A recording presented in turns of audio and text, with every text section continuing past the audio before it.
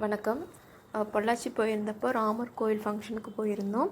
வருஷத்தில் 5 வார சனிக்கிழமை தொடர்ந்து இங்கே விசேஷமாக இருக்கும்.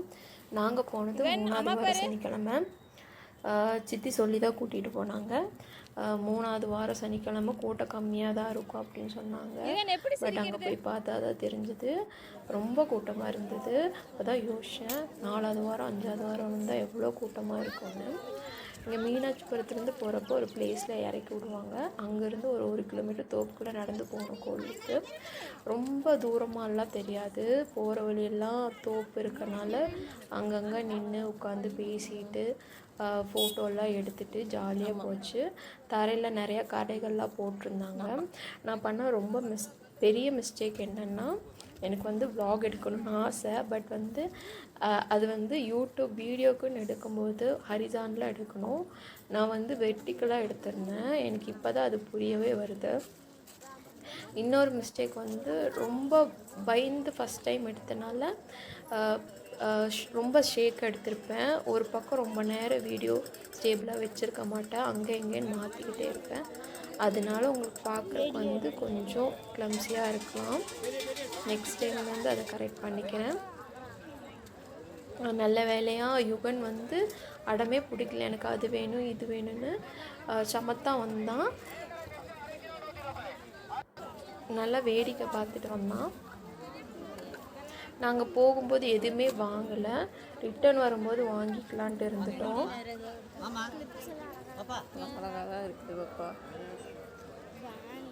இந்த கோவில் கேரளா பார்டர் கிட்டே இருக்கனால கேரளா பீப்புளும் வராங்க, தமிழ் பீப்புளும் வராங்க. ஸோ அதே போல் 2 பேர் கலந்து தான் இந்த கடையும் வச்சுருக்காங்க.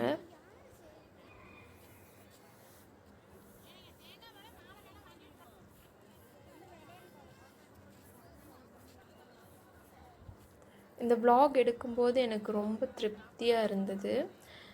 ஏன்னா போன மாதம் கோயம்புத்தூரில் விஓசியில் மீன் கண்காட்சின்னு ஒன்று போட்டிருந்தாங்க. தலைக்கு 100 ரூபா கொடுத்து உள்ளே போனோம். அங்கே பேருக்குன்னு குட்டி குட்டி கலர் மீனை வச்சுட்டு, அதுக்கப்புறம் இந்த வாவல் மீன், ஜிலேபி மீன், நெய் மீனெல்லாம் கண்காட்சின்னு போட்டிருந்தாங்க. அது மட்டும் இல்லாமல் ஆறிப்போன டெல்லி அப்பளத்தை 80 ரூபான்னு ப்ரைஸ் வச்சு விற்றுருந்தாங்க. நம்ம தலைக்கு 100 ரூபா கொடுத்து போகிறோம், அது ஒர்த்தாகவே இல்லை. ஸோ இந்த வீடியோ எடுக்கும்போது எனக்கு ரொம்ப திருப்தியாக இருந்தது. இங்கே என்ட்ரி ஃபீஸும் கிடையாது, இங்கே அன்னதானமும் போடுறாங்க.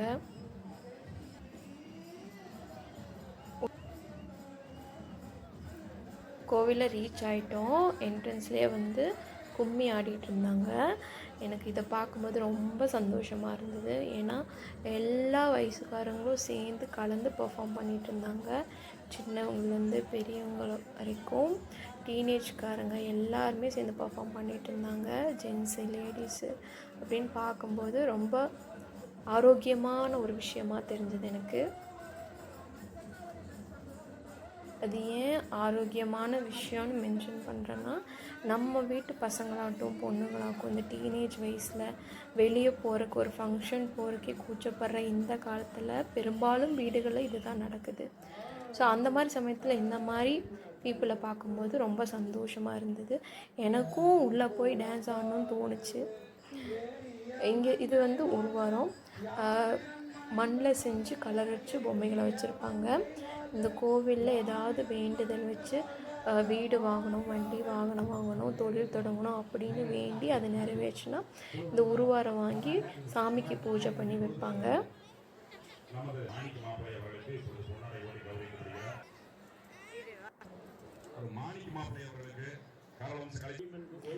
சித்தி கோயிலுக்கு போகிறேன்னு சொல்லி தான் கூப்பிட்டு வந்தாங்க. பட் இந்த மாதிரி பெரிய பெரிய ஜெயின் வில்லெல்லாம் இருக்கும், நிறைய தூரிகளாக இருக்கும்னு நினச்சிட்டு வரல. கொஞ்ச நேரம் நின்று அந்த கும்மியாட்டத்தையே பார்த்துட்டு இருந்தோம்.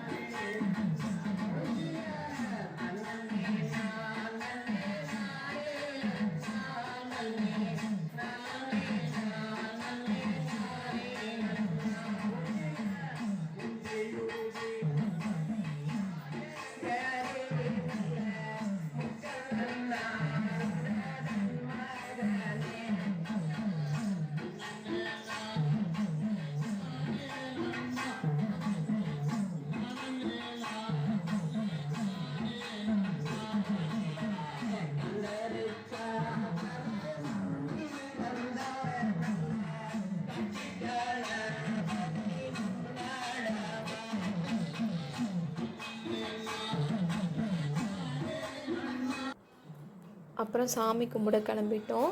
ஒரு 10-15 நிமிஷம் லைனில் நின்றுருப்போம். இங்கே வீடியோ எடுக்கும்போது எனக்கு பயமாக தான் இருந்தது. ஏன்னா போலீஸ் எல்லாம் நின்றுட்டு இருந்தாங்க.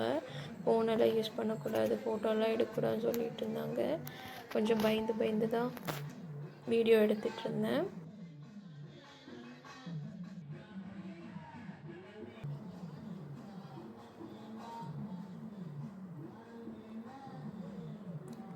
சாமி நல்லா அலங்காரம் பண்ணி வச்சுருந்தாங்க. பட் என்னால் ரொம்ப நேரம் சாமியை பார்க்க முடியல. டக்கு நகர்ந்து போக சொல்லிட்டாங்க.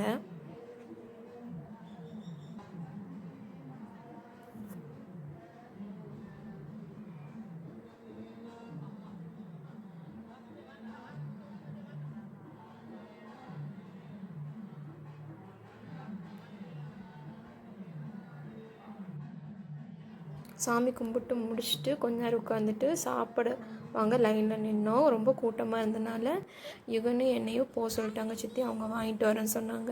பட் நாங்கள் சும்மா உட்காந்துருக்க போர் அடிக்க சொல்லிவிட்டு சாப்பாடு எங்கே செய்கிறாங்களோ அங்கேயே போய் ஒரு சாப்பாடு வாங்கிட்டு வந்து ஒரு பாக்கு மரத்து நிழல்ல உட்காந்து யுகனுக்கு ஊட்ட ஆரம்பிச்சிட்டேன். பட் அவன் சாப்பிட ரொம்ப முரண் பிடிச்சான். ஏன்னா யாழ்னி இல்லைன்ட்டு.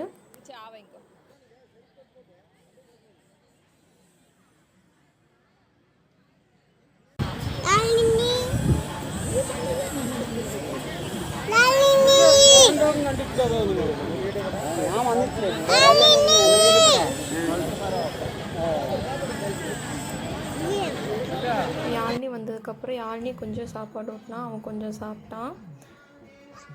கீழே மண்ணாக இருக்குன்னு சொல்லிட்டு என் கால் மேலே அவனை உட்கார வச்சுட்டு இருந்தேன். அவன் யாழ்னி கூட ஏதோ பேசிட்டு விளையாண்டுட்டு இருந்தான். அப்புறம் யாழ்னி ஐஸ்கிரீம் வேணும்னு கேட்டனால 2 பேர் ஐஸ்கிரீம் வாங்க போனாங்க. பட் நான் மனசில் பயந்துகிட்டே இருந்தேன், எப்பட்றா இவன் ஐஸ்கிரீம் வந்து காப்பாற்றுறதுன்னு சொல்லிட்டு. நல்ல வேலையாக அந்த வண்டியில் ரொம்ப கூட்டமாக இருந்தனால திரும்பி வந்துட்டாங்க.